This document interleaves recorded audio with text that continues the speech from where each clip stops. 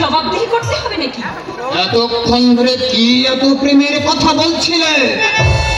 আমি কিছু বুঝি না মনে করেছো? বুঝেছো, বেশ করেছো। আমায় কি শুলে দেবে? তেজ দেখানো হচ্ছে। তেজ দেখানোর সাহস কে দিয়েছে? ওই মনোজ। উত্তর দাও। মনটা তোমার একেবারে নরকে ভরা। মনোজ না তোমার বন্ধু? তাকে নিয়ে নোংরা কথা তুমি মনে ঠাঁই দাও কি করে? বন্ধু, আমার যখন পয়সা ছিল তখন ওই মনোজ, ওর মতো আরো কত স্বার্থবাদী চাটুকার আমার পায়ের তলায় পড়ে থাকতো, আমার পাশে মদ খেত, ফুর্তি করত। সেসব বন্ধ হয়ে গেল কেন? এত ছিল, অত ছিল, সব গেল কোথায়? হরিচরণ কাকার কাছে বাড়ি দেখিয়েছিলে, কোথায় তোমার সে বাড়ি? বাবা দেনার দায়ে তা ব্যাংকের কাছে মর্টগেজ দিয়েছে। ভেবেছিলাম চাকরি বাকরি করে বাড়িটা আমি খালাস করবো। করলে না কেন? আর ব্যাংকের টাকাগুলো গেল কোথায়? সে টাকা আমি ক্লাস খেলতে তোমাকে আমি কতবার বাধা দিয়েছি, পায়ে ধরে তোমার কত কেঁদেছি, মামির বোতল ফেলে দিলে, তুমি আমাকে মেরেছো পর্যন্ত। ওই এখন খাচ্ছ না মদ, খেলছো না ক্লাস। ওসব কথা বলে আর আমাকে লজ্জা দিও না। লজ্জা? লজ্জা আছে তোমার? রাতের পর রাত তুমি যখন নোংরা পাড়ায় যেতে, তখন লজ্জা তোমার কোথায় ছিল? এখন সেই সুন্দরীরা কোথায়? তাদের নামের তালিকা দাও, দেখে তোমার সুরত খারাপ করে দেখাই। সুযোগ পেয়ে তুমি খোঁচা মারছ। আমি না হয় খারাপ, কিন্তু তুমি সতী শিরোমণি হয়ে স্বামী থাকতে অন্য পর পুরুষের সঙ্গে ঢলাঢলি করছো কেন? আবার তুমি ওই কথা বলছো? 100 বার বলবো, 1000 বার বলবো, সতীগিরি তুমি আমার সঙ্গে ফেলিও না।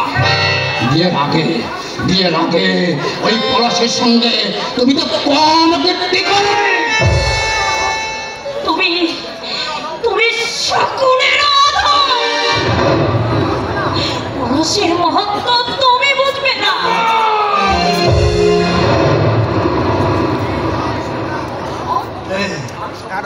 আমি শকুন, আর ওই পলাশ বুঝি মহৎ, তাই না?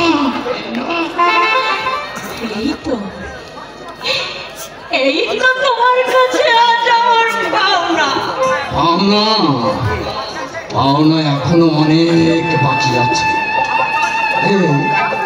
আমার চোখের সামনে তুমি নাগর নিয়ে বাঁধবে, আমি কিছুতেই সইতে পারবো না। আমি তো মরবই, তোমাকে আমি বাঁচিয়ে রাখবো না। তোমাকে আমি কিছুতেই বাঁচিয়ে রাখবো না।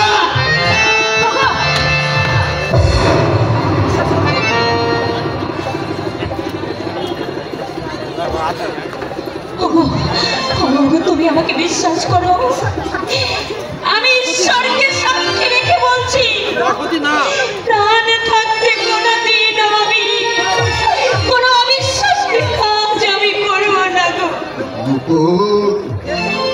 ওগো তুমি দুধটুকু খেয়েছো? এতক্ষণে তো মনে হয় ঠান্ডা হয়ে গেছে। চলো চলো, তোমাকে শুইয়ে দিয়ে আমি দুধটুকু গরম করে দিচ্ছি।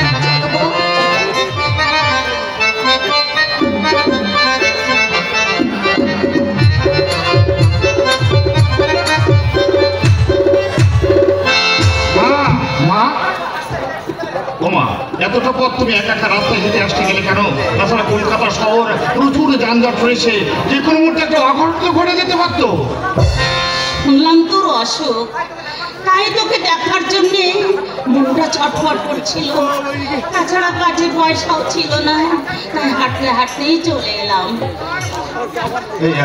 প্রণয়ের পড়াশুনো বুঝে একবার বন্ধ হয়ে গেছে মা? পলাশ যা পড়াই তাই চলছে। স্কুলে পাঠাবো কি করে? যাই বলো না কেন মা, তোমাদের সবাইকে কলকাতায় টেনে আনা পলাশের কিন্তু উচিত হয়নি। উচিতের বিচার কজনাই করে। কথাটা তো আমাকে বললে, তাই না মা? না বাবা, বলছি আমার কপালকে। বাবা ছাড়াতে যেতে পারেনি, কথাটা তুমি সেই জন্যই বললে। কিন্তু তুমি বিশ্বাস করো মা, আমাকে কিছু করবার ছিল না। অফিসের কাজে এমন ঝামেলা আটকে পড়েছিলাম, আমি কিছুতেই ছেড়াতে যেতে পারিনি মা। আগে কিন্তু বাড়ি থেকেই তুই অফিস করতিস।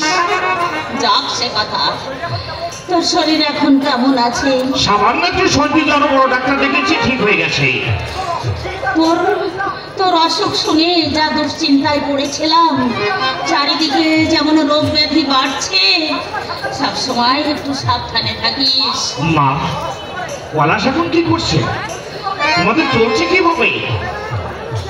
ও হোটেলে যেন কি একটা কাজ করে, রাতে যায় আর সকালে আসে। হোটেলে কাজ করে? হ্যাঁ তাও রাতে? হ্যাঁ, কি করে জিজ্ঞাসা করলে বলে না। দায় আদায় যদি দরকার পড়ে 200 টাকা যদি প্রয়োজন হয়, তুমি আমাকে বলো, আমার কাছে নিয়ে যেতে পারো। চৈতালির খাওয়া পড়া চালাচ্ছিস, এটাই তো মস্ত সাহায্য করা হচ্ছে। শোনো, টাকা দাও তো। এই এত টাকা তুমি কি করবে?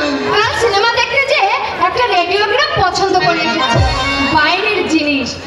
এই জিনিসটা ভারী সুন্দর। মা, কখন এলেন? থাকবেন নাকি আজ? না মা, আমি থাকবো না। আমি একবেলা খেলে তোমাদের বাজে খরচা হয়ে যাবে।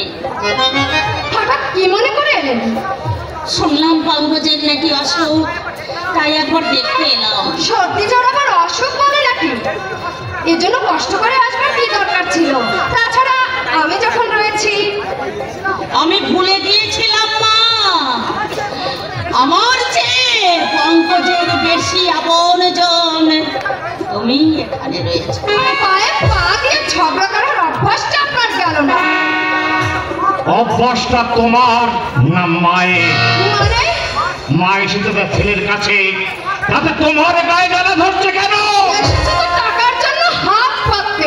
মা, কি জন্য এসেছে সে কৈফিয়ত কি তোমাকে দিতে হবে নাকি?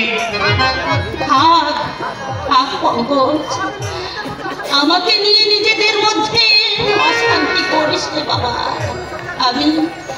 আমি এখনই চলে যাচ্ছি রে, আমি এখনই চলে যাচ্ছি। ও মা, পঙ্কজের ভবিষ্যৎ ভেবে বেহায়ার মতো তোমাকে একটা কথা বলছি মা। লক্ষ্মী বড় চঞ্চল, তাকে ধরে রাখার চেষ্টা করো, বিদায় করার চেষ্টা করো না মা। বিদায় করার চেষ্টা করো, বিদায় করার চেষ্টা করো।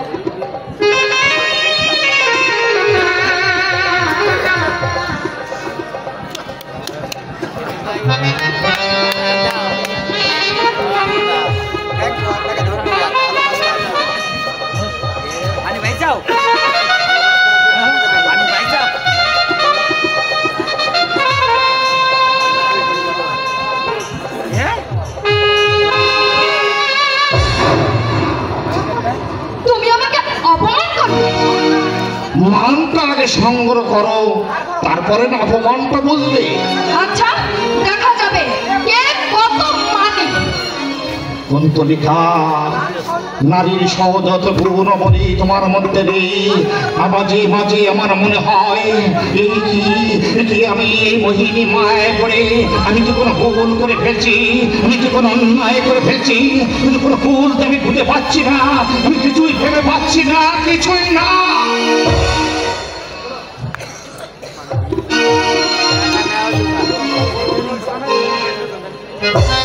এই হচ্ছে কুন্তলিকা, যার কথা শুনে আমি দিনের পর দিন, রাতের পর রাত আমার মা ভাইকে কষ্ট দিয়ে এসেছি, কিন্তু আমি কিছুতেই বুঝতে পারছি না কুন্তলিকার কথা মতো আমার চলা উচিত না আমার মা ভাইয়ের পাশে দাঁড়ানো উচিত। আমি কিছুতেই ভেবে পাচ্ছি না, আমি কিছুতেই আমি কুল খুঁজে পাচ্ছি না, কুল খুঁজে পাচ্ছি না।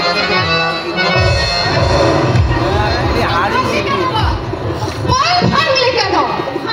বৌদি, আমি ইচ্ছে করে শরবত ছেড়ে ভাঙিনি বৌদি। ইচ্ছায় হোক আর স্বইচ্ছায় হোক, ভাঙলি কেন তাই বল। এই তোদের বাড়িতে জীবনে কেউ সর্বোচ্ছের চোখে দেখেছে? আকুশকুটে মেয়ে কোথাকার।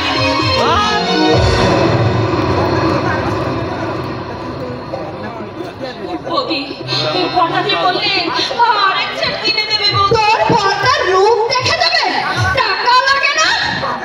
হাতের ধাক্কায় পড়ে ভেঙে গেছে, আমি দেখতে পেলে ভাঙতো না বৌদি। বুঝে সেটা কাজ করতে পারো না? গিলাটা এমনি এমনি আসে। হ্যাঁ তো হয় বৌদি, খাওয়ার খোটা তুমি দিও না, তুমি কিন্তু আমার খেতে পড়তে দাও না। তুমি যার খাও, আমিও কিন্তু তারই খাই। আমি আর ওকে আলাদা? যত বড় মুখ না তত বড় কথা। তোর ওই মুখটা আমি এক্ষুনি থেতলে দিতে পারি তো জানিস? আমি অন্ধ বলে তুমি এত সাহস পাচ্ছ বৌদি? গায়ের জোর আর অর্থের জোর মানুষের চিরদিনই থাকে না। তুমি যেমন আমার মুখ থেতলাতে চাইছো, তেমনি তোমার মুখও কিন্তু থেতলাবার লোক আছে।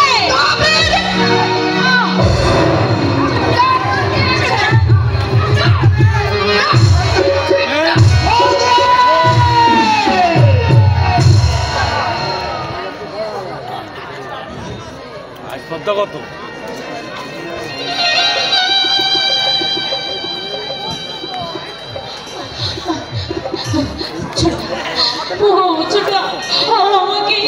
আমাকে তুমি এখান থেকে নিয়ে চলো ছোট্টা, আমাকে তুমি এখান থেকে নিয়ে চলো।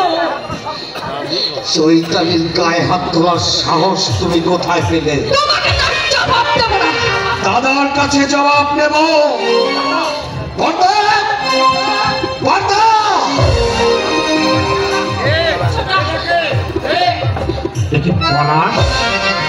ভর্তা, আমি জানতে চাই চৈতালির গায়ে হাত তোলবার অধিকার বৌদিকে তুমি দিয়েছ? তুমি চৈতালিকে হাত তুলেছ? ও আমার সর্বোচ্ছের ভেঙে ফেলেছে। একটা শরবত সেটের দাম কোটি টাকা।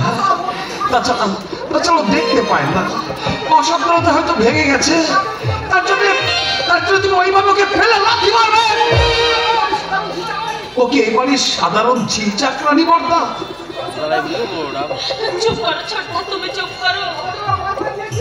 আমাদের ওরা পর করে দিয়েছে,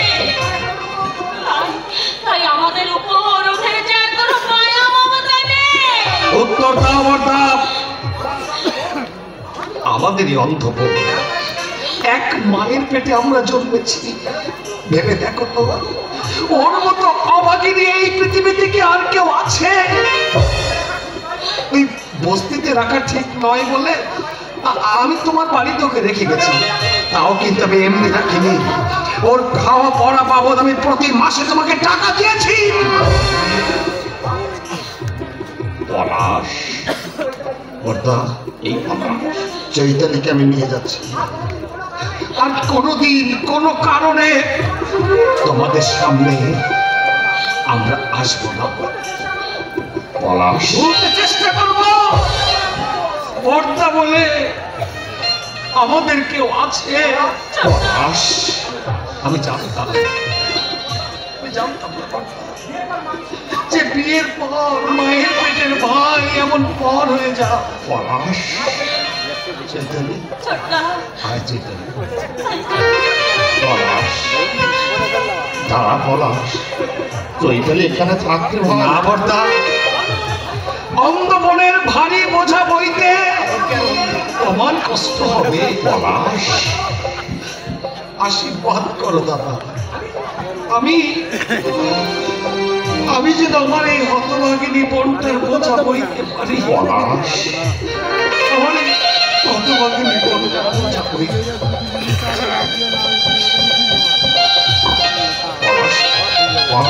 পলাশ যাইস কে, পলাশ, পলাশ।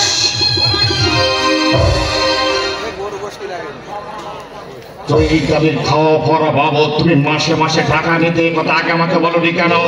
কি আমার বলবার বিষয়? তোমার কাছে বলবার বিষয় না হলেও আমার কাছে অনেক কিছু। কেন কেন তুমি চৈতালি গায়ে হাত তুলেছ? বলো, কেন এত সাহস তুমি কোত্থেকে পেলে? কেন তুমি চৈতালি গায়ে হাত তুললে? সর্বোচ্ছেদ ভেঙে ফেলেছে, তাই না? কত টাকা দাম ওই সর্বোচ্ছেদের? আমাকে বললে না কেন? ওরকম 10টা সেট আমি কিনে দিতাম, আর কেউ তো ভাঙিনি। ভেঙেছে আমার ছেলের ছোট বোন। ও যদি তুমি ভাঙতে, তাহলে তুমি কি করতে? আমিও তো অসাবধান নই। কুন্তলিকা, তুমি একটু বেশি সাবধান কুন্তলিকা। হয়তো একটু করে তোমার আসল রূপটা আজ আমার চোখের সামনে ভেসে উঠছে। দিনের পর দিন তুমি আমার কানে বিষ ঢেলে, তুমি পলাশের নামে অপবাদ দিয়ে তুমি আমাকে কলকাতায় টেনে এনেছো। নিজের স্বেচ্ছাচারিতা চলবার জন্য তুমি এই কাজ করেছো। পলাশের নামে অপবাদ মিথ্যা। তুমি নিজে কিছু দেখোনি? হ্যাঁ দেখেছি, যা দেখেছি হয়তো সে দেখা আমার ঝাপসা। কুয়াশায় ঢাকা